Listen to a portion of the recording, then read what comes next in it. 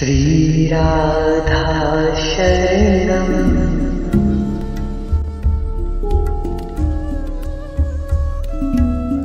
परीक्षित, यह कितनी विडंबना थी कि मैं अपने हिमांचल की तपोभूमि त्याग कर गोकुल में बृहस्पति का पौरोहित्य करने आ बसा था।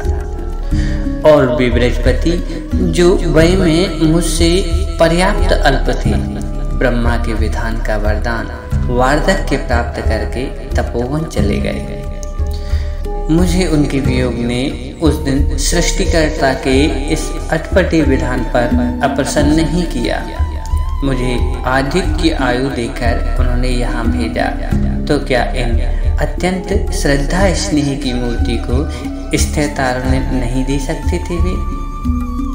दे तो यह मैं भी सकता था, किंतु संसार से उपरत होकर सर्वेश की ओर उन्मुख होने में ही मनुष्य का परम श्रेय है। यह घोषणा करने वाला और हृदय से मानने वाला मैं इसी पुण्य पथ के पथिक की बाधा कैसे बन सकता था? मैं जिनके दर्शन पूजन के लोभ में यहाँ पुरोहित बनने आया था, वे इनको अपना पूर्वज बनाकर परम पावन करने वाले हैं। यह अनुभूति भी मेरे लिए कुछ करने में बाधक थी। उन सर्वेश की इच्छा पूर्ण होनी ही चाहिए। मैंने ही नहीं, संपूर्ण ब्रज ने, ब्रज के एक एक जन ने और संभवतः गायों ने, वृषभों ने तक यह अनुभव किया कि स्नेह, श्रद्धा, सत्कार, सावधानी सब में पुत्र पिता से बहुत बड़े चढ़े हैं। नवब्रजेश पिता से कहीं अधिक विनम्र और अतिशय उदार, सेवा परायण परजन्य भी बृहस्पति थे। यह बृहस्पति ही हो जाता यदि नंदराय उनके ही सुपुत्र न होते। सृष्टि में तो अब सदा के लिए ब्रजेश्वर शब्द नंदराय में रूढ़ हो गया है और ब्रजेश्वरी यशोदा का वाचक बन गया है। मैं ब्रज में तब आया था जब परजन्य भी युवक ही थे। मैंने उनके पुत्रों के जात कर्म संस्कार कराए थे और अब उनमें से मध्यम कुमार नंदराय बृहस्पति थे। शैशव से इन शिशुओं का मैंने पालन किया था, इन्हें बहुत सी शिक्षा दी थी।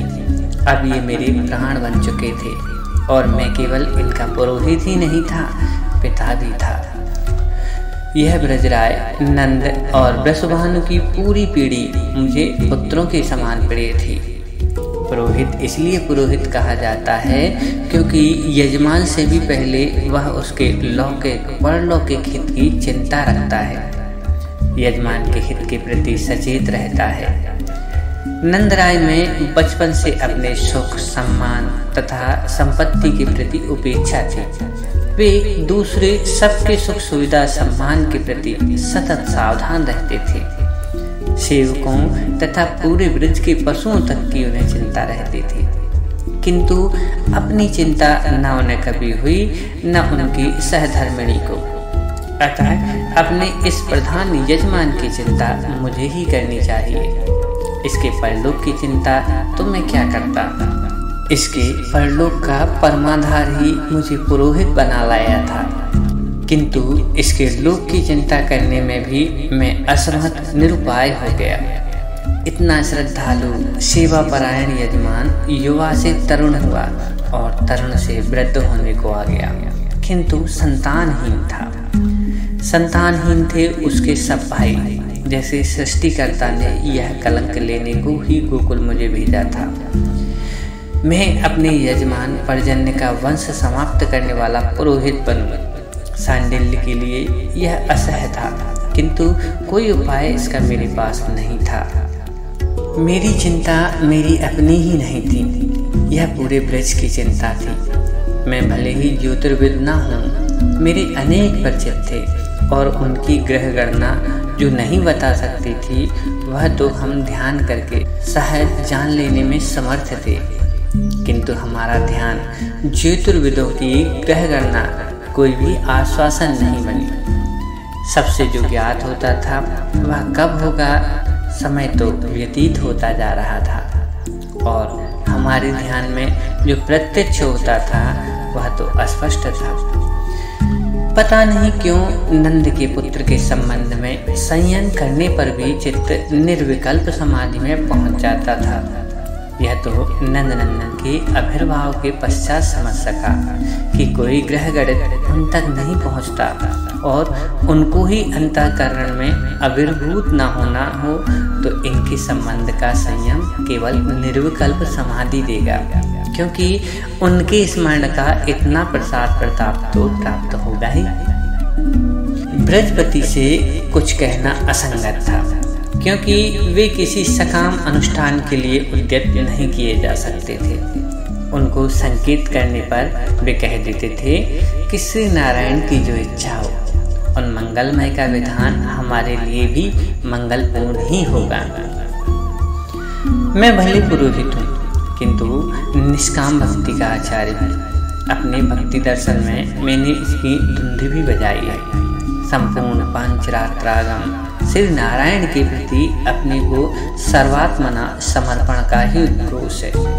अतः अपने निष्काम यजमान को मैं पुत्रेष्टि अथवा अन्य कोई भी सकाम यज्ञानुष्ठान करने का आदेश कैसे दे सकता था। मैं स्वयं और दूसरे विवेदज्ञ ब्राह्मण ऋषि मुनि जो गोकुल के आसपास आवासी थे, जब तब अनुष्ठान कर रहे थे।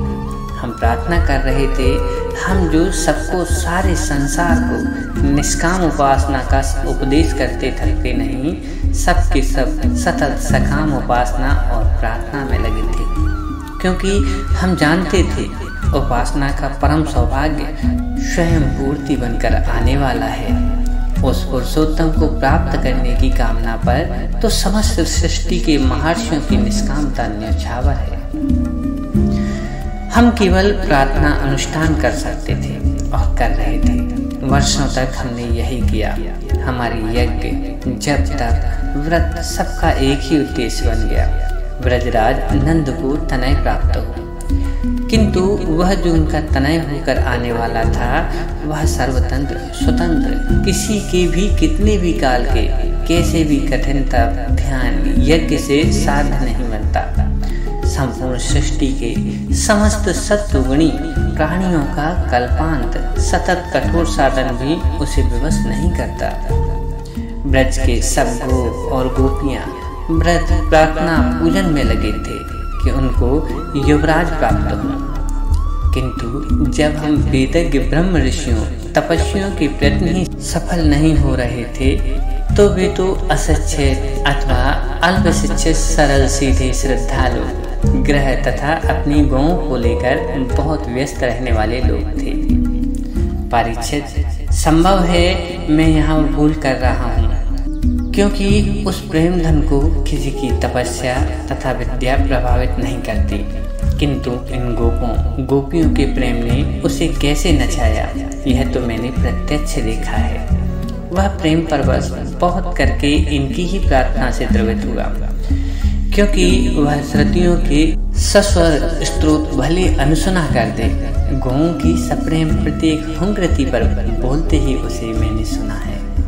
मैं यह निश्चय पूर्वक कह सकता हूँ कि हम तपस्वी साधन संपन्न ब्राह्मणों की उपासना प्रार्थना असमर्थ ही हो गई होती, असमर्थ ही थी, किंतु उसके अपने भोले गोप उसे पुकार रहे थे।